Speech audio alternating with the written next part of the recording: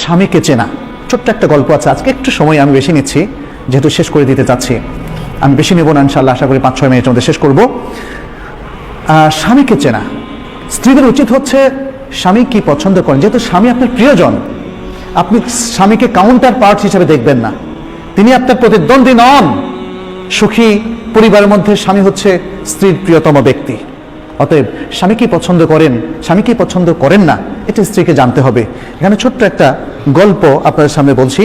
এই গল্পটা উল্লেখ করেছেন মাজান আল ফুরাই। তিনি বলছেন, একজন স্বামী তার বন্ধুকে বলল যে আমি 20 বছর ধরে সংসার করছি, অথচ আমার স্ত্রীর মধ্যে আলহামদুলিল্লাহ এমন কিছু দেখিনি যা আমাকে রাগান্বিত করে।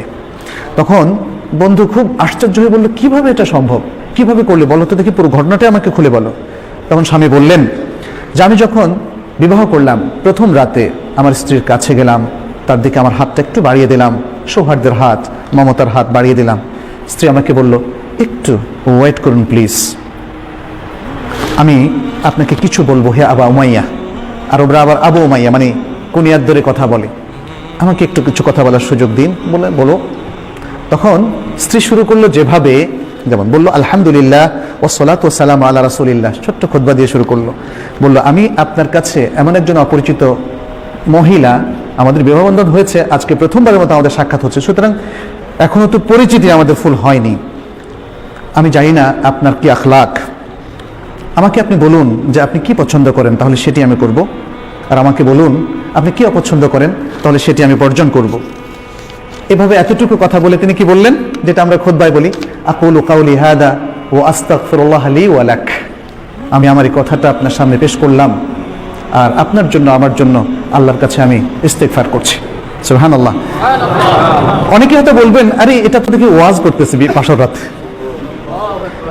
এটা তো অস্বাভাবিক রকম লাগতেছে। বাসর রাতে আমরা শুনি অন্যরকম সোহাগী কথাবার্তা, যেটা সাহিত্যের মধ্যে, গল্পের মধ্যে, উপন্যাসের মধ্যে আমরা পড়ি।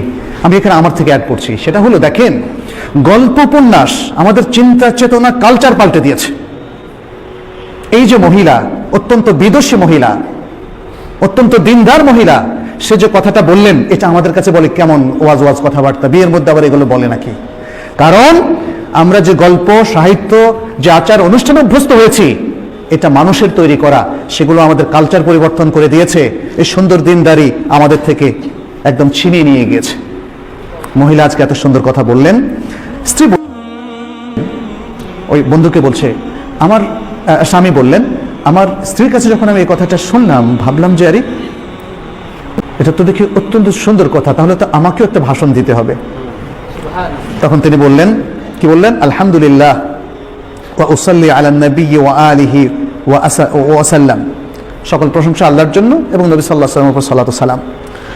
তারপর বললেন, ফাইন্নাকা কুলতা কালামান ইন থাবাত্তি আলাইহি ইয়াকুন লাকা হাযুক, তুমি কিছু সুন্দর কথা বলেছো, যদি তুমি এর উপর স্থির থাকো তাহলে এটা তোমার ভাগ্য। ওয়া ইন তাদঈহি ইয়াকুন হুজ্জাতান আলাইক, আর যদি তুমি এটা দাবি করে থাকো যেটা তুমি পরিপালন করবে না, তাহলে এটা তোমার বিরুদ্ধেই হুজ্জাত হিসাবে, দলিল হিসাবে থাকবে। তাহলে জেনে রাখো আমার এই জিনিসগুলো পছন্দ, এই জিনিসগুলো অপছন্দ, আর মনে রেখো আমার যদি কোনো সুন্দর কিছু তুমি পাও, সুন্দর কোনো অভ্যাস, তাহলে সেটা তুমি প্রচার করো, আর যদি খারাপ কিছু দোষ তুমি খুঁজে পাও সেটা তুমি গোপন রেখো। স্ত্রী বললেন এরপরে, আচ্ছা ঠিক আছে, এটা আমি মেনে নিলাম, আমার পরিবার পরিজন যদি আপনার সাথে দেখা করতে আসে, এটা আপনার কাছে কেমন মনে হবে, কেমন ভালোবাসবেন আপনি? বললো যে খুব বেশি জিয়ারত করুক এটা আমি চাই না, মাঝে মাঝে করতে পারে। এরপরে তিনি বললেন, স্ত্রী জিজ্ঞেস করলেন যে আপনার প্রতিবেশীদের মধ্যে আপনার ঘরে কারা কারা আসুক বলে আপনি মনে করেন এবং কাদেরকে আপনি নিষেধ করেন? তখন তিনি বললেন যে আমার প্রতিবেশীদের মধ্যে এরা খুবই সজ্জন ব্যক্তি, এরা আমাদের বাসায় আসতে পারে, আর এরা অসৎ, এরা আমাদের বাসায় আসবে না। তারপরে স্বামী তখন তার বন্ধুকে বললেন যে ওই রাতটা ছিল আমার জীবনের সেরা রাত, একটা সুন্দর রাত আমি যাপন করলাম আমার স্ত্রীর সাথে। এরপরে আরেকটা ঘটনা তিনি বললেন যে 1 বছরের মাথায় এভাবে চললো, আমি আমার স্ত্রীকে খুব ভালো স্ত্রী হিসাবে পেয়েছি, এবং তারপর আমার শাশুড়ি একদিন 1 বছরের মাথায় আমি এসে দেখলাম আমার বাসা আসলেন, আমাকে জিজ্ঞেস করলেন যে তোমার স্ত্রীকে তুমি কেমন পেয়েছো? আমি বললাম অত্যন্ত ভালো স্ত্রী হিসাবে আমি পেয়েছি, যিনি আপনার কন্যা। তারপর আমার শাশুড়ি আমাকে বললেন, হে আবু উমাইয়া, কিছু নসিহত করলেন, দেখো ছেলেরা বা পুরুষেরা তাদের ঘরে তাদের প্রিয়তমা স্ত্রীর কাছে কখনোই অকল্যাণকর কিছু পায় না।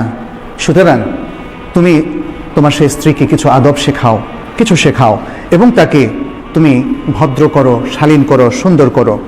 আচ্ছা, এখানে স্বামী তখন বললেন যে আমি আমার স্ত্রীকে সারা জীবনে 20 বছরের মধ্যে একবারও খারাপ পাইনি, শুধু একবার মানে কখনোই আমাকে তার সাথে খারাপ আচরণ করতে হয়নি, একবার খারাপ আচরণ করেছে এবং তখন আমি ছিলাম জালেম।